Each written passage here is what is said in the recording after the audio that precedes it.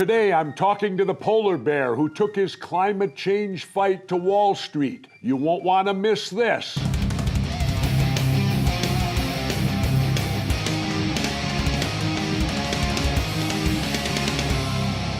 You may know him as the polar bear who cops cuff during a climate change protest in New York City. What you probably don't know is his long history as an outspoken environmental activist fighting corporate greed and political corruption for the past 25 years. Welcome, Peter Galvin, to Off the Grid. Peter, it's great to have you. Now, my first question, number one, is from me. You got arrested in a polar bear. Is it illegal to wear a polar bear suit in New York? Is that what you were charged with? No. It's not apparently illegal, at least so far as I know. But I was actually charged along with 103 other peaceful protesters. Disorderly conduct was the actual charge. Disorderly conduct. Now, you were in this bear suit. Yeah. What would one do in a bear suit that could be considered disorderly conduct? Well, we were trying to, after the large climate march on Sunday, the largest environmental protest in U.S. history, 400,000 people, try to up the heat a little bit on Wall Street, specifically because they're the folks who are pulling the strings on our environmental policies. And so we went directly there. Usually we deal with the government, but this time we decided, hey, let's just go right to the source of all the power and the decisions. Let's go right there. And so we were unable to get to the stock exchange itself. There was some thought that perhaps we could block the entrance to the stock exchange. That proved to be very, very difficult due to there's a lot. They have a lot of folks there. Wait. Let me correct you, Peter. Due to government intervention. Well, I guess that's Wall Street is protected by our government. Indeed, I've been there. Yes, those are government people who protect Wall Street from us. Since we couldn't get to the stock exchange itself, we had blocked off with about 1,000 people the intersection of Wall Street and Broadway, which, it was really a symbolic act ultimately to try and raise attention to the fact that our planet is burning. Our planet is burning. We're having extreme weather events off the charts from the natural variation. And our politicians are seemingly unable to do anything about it. And it's starting to make people all around the world wonder, well, who's running this show? And how do we get to the wizard and the Wizard of Oz? Exactly. And that's part of what we're trying to do. And, our group has been working to save the polar bear and endangered species for a long time. And it's not just for the rights of these animals or for their well-being. It's for our well-being, too, because many of these animals, like the polar bear, is kind of a barometer of the habitability of the Arctic and the northern reaches. And there's a lot of indigenous people who are facing the loss of their homelands as a result of the ice melting and just the dramatic change in the climate, which we've always had. I mean, the Earth has always had climate changes, climate variations. It's a natural thing, but at the intensity of the level we're currently experiencing it has never, in the recorded time, even in the carbon dating time, since the meteor impact, it's almost unprecedented. So we're in a world of hurt, and we're trying to raise a hue and a cry. And sometimes you get desperate enough, and you got to put a polar bear costume on and get arrested. Let's get to the gist of all of it here, Peter, and enough on the arrest stuff and the protest. What's the situation like right now with climate? I mean, what's the time limit? When do we, I know we got to do things right now, but what's the window? What's the window we're looking at here? Well, the window, by some accounts, is 10 years ago. So it ranges from, depending on the projections or the models, from we missed the window to we got about 20 to 30 years to actually, at this point, see, it's like any kind of diet or health program. The longer you wait, the more intense the program has to be when you start to get where you need to be in the time you have available, right? At one time, we could have begun cutting the emissions relatively slowly. Now, the most credible scientists are saying we've got to have about an 80% reduction in carbon pollution by the year 2050 to avoid the worst consequences of climate change. We're already locked in to a certain temperature increase. There's no way around it. I mean, the Arctic ice sheets that are melting right now, we cannot reverse that at this time. Some scientists have recently said that some of the ice sheet melting is irreversible. We're already locked into a certain sea level rise, a certain temperature increase.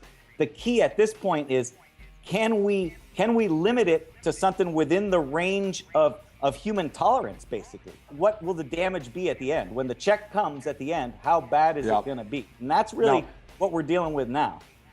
Peter, let me ask you this now. Here's the naysayer side that I hear all the time, and I think I understand it. I think you're going to get extremes at both hot and cold. And that's why when they used the term global warming, I said that was a bit, it wasn't accurate, because you're going to get colder cold and you're going to get hotter hot. Everything's going to go to extremes.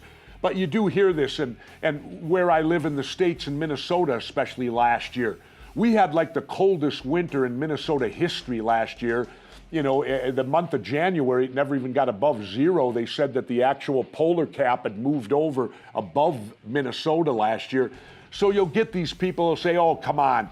How can they say the world is warming when last winter was the coldest winter we ever had? What do you say to that, Peter?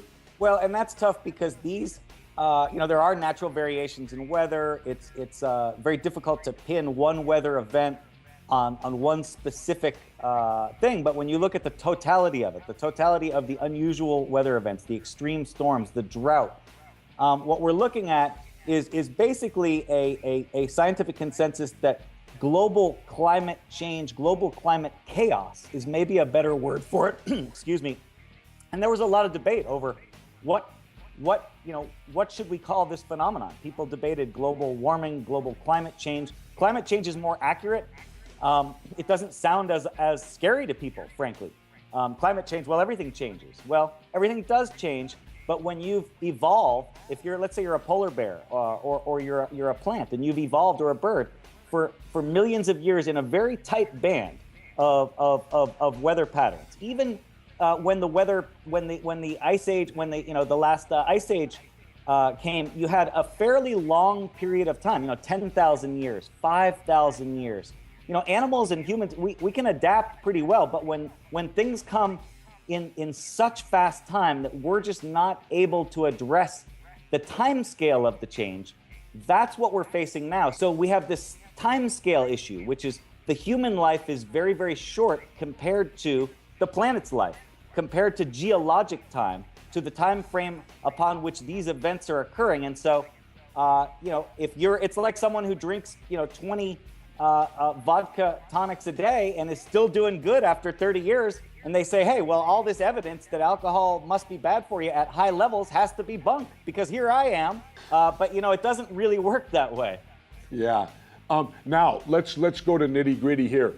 Peter, what do we need to do right now? I mean, we need to change some major stuff, like ending the internal combustion engine and go to what? What all going like that? I'm a great believer in Mexico. I live completely solar. I live off the sun. And so do I. And so do I. And I find that it's wonderful. And yet Absolutely. Up in Minnesota, I live in the richest city in Minnesota, and I've lost my power twice this year for 6 hours each time. And I've never lost my power when I provide it to myself. Is that the answer? Do we need to shift to solar energy, and how quick can we do it?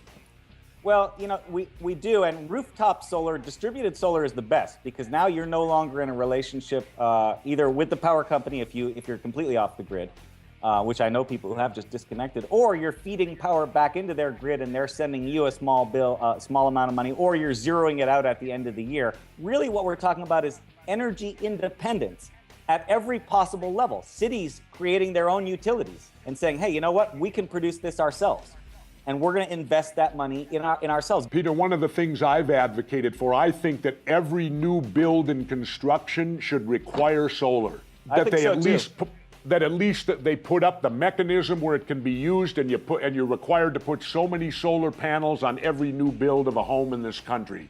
And the other thing we need to do, it's simple like this. I learned this from living off the grid. How about we get to where our TVs really shut off when they're supposed to? Right. You've got a lot of things like that with some of the problems we can deal with relatively simply. Like you've got power chargers that automatically turn themselves off when you're full. You've got appliances that the default is that they go off. It's the factory setting is they go off if not in use for a while, rather than you got to change the factory setting to make them go off. There are some small things we can do like that. But the real thing we need, Governor, is political reform. Because the bottom line is individuals can do a lot of things and we all need to do a lot of things.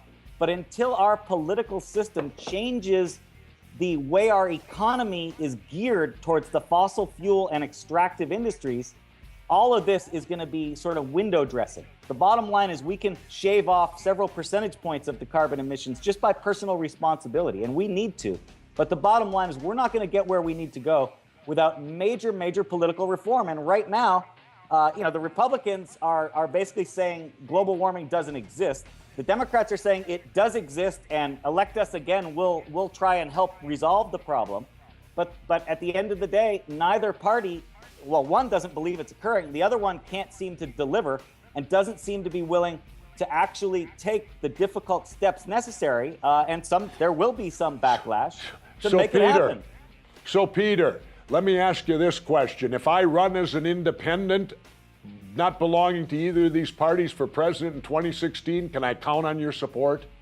Well, Governor, we'll look at your platform like we look at all the other candidates' platform. You're certainly beloved. No, rest assured. I mean, I live off the grid. I'm with you 100%. There's no doubt about it that this is something for humanity. We've got to do this, and it goes above and beyond politics. This is survival. Well, you know what?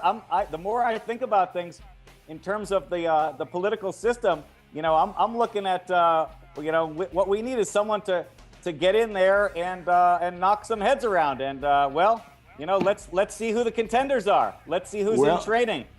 Well, I'll tell you what. If you're looking for that, then you're talking to the only one that could do it, in my opinion. Anyway, final question for you, Peter. If you could have a few minutes with President Obama, what would you say to him in 2 minutes to try to convince him? Boy, I don't know, because I think Obama already understands. I think he's a very smart man who fully understands what's going on. And how do you motivate him? How do you motivate him to take this to the people because of the trouble it's going to cause? I sure wish I knew, Governor. And what it boils down to is some historical figure has to just say, hey, you know what? I'm going to make this happen. And, I'm going to be the guy who pulls the plug on the fossil fuel industrial complex. And, he said it when he was running. He said, we need to end the tyranny of oil, which he then revised to the tyranny of foreign oil. But he had it right the first time. It's the tyranny of oil. Somebody's got to go in there, get in the control room, and unplug that sucker. Yeah, unfortunately, he also said he was going to close Guantanamo, too. He hasn't been very good on all the promises he made. Anyway, Peter's polar bear. I got one thing for you, Governor. I got one thing. Okay, what's that? To the polar bear. All right. So, I want to explain to your viewers what we're talking about when we talk about climate chaos, when we're talking about how bad things could get. Now, one of my favorite movies that you were in, The Running Man, is I watch it often, and it's a cautionary tale. It's a cautionary tale because in the book, I think it's 2017. In the book, I think it's 2025, maybe.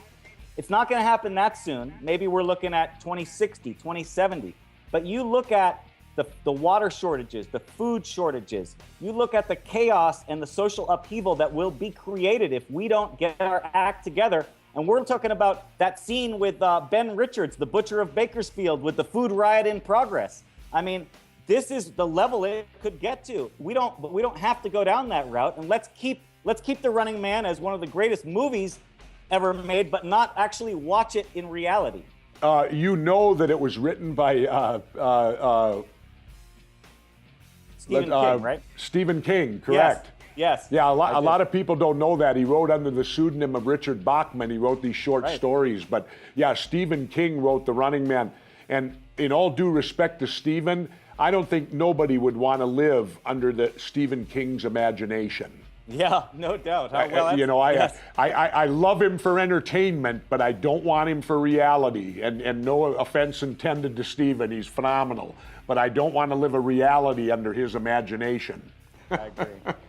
Peter's polar bear alter ego, Frostpaw, will be trailing President Obama for the next few months. So follow his adventures on Twitter with the hashtag Frostpaw. Thanks to everyone who joined me today, and remember to always stay vigilant.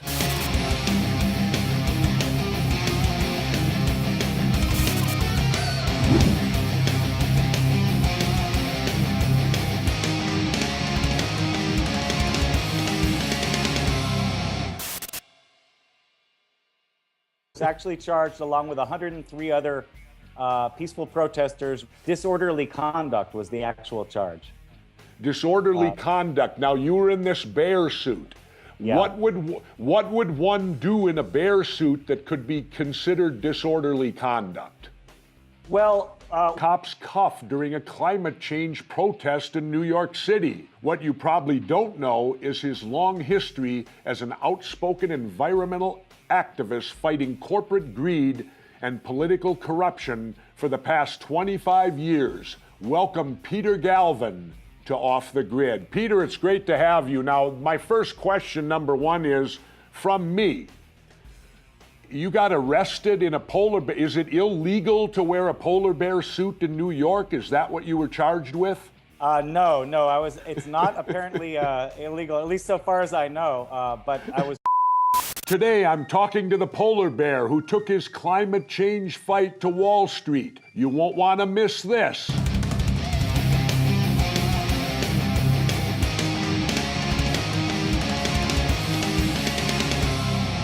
You may know him as the polar bear who... We were trying to, after the large climate march on Sunday, the largest environmental protest in U.S. history, 400,000 people, try to up the heat a little bit on Wall Street, specifically because they're the folks who are pulling the strings on our environmental policies. And so we went directly